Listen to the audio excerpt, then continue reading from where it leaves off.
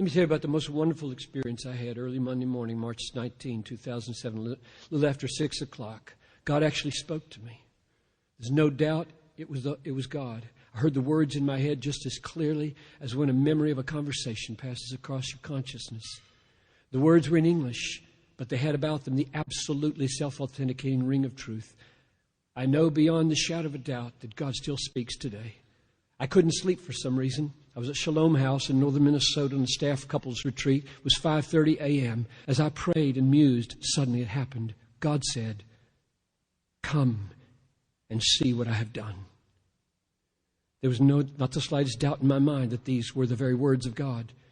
In this very moment, at this very place, the 21st century, 2007, God was speaking to me with absolute authority and self-evidencing reality.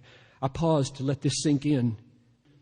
I'm not sure how much time elapsed between God's initial word, "Come and see what I have done," and His next words.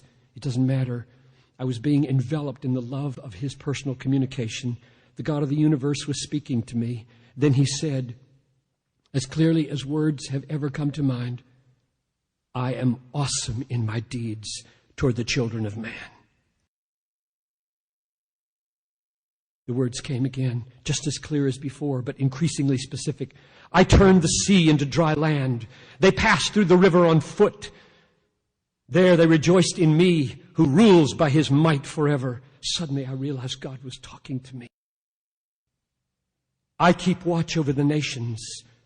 Let not the rebellious exalt themselves." This was breathtaking.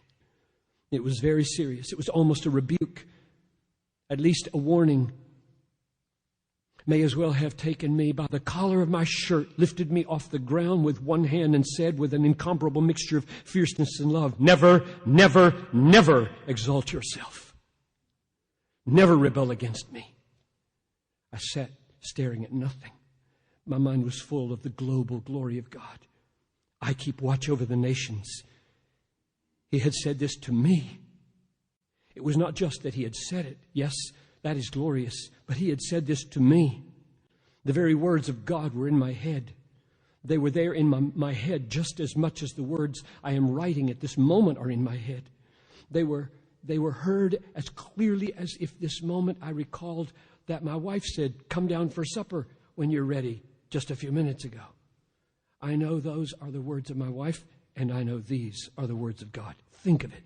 Marvel at this. Stand in awe of this. The God who keeps watch over the nations, like some people keep watch over cattle or stock markets or construction sites. This God still speaks in the 21st century.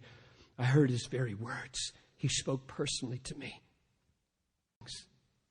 It has increased my love for the Bible as God's very word, because it was through the Bible that I heard these divine words. And through the Bible, I have experiences like this almost every day.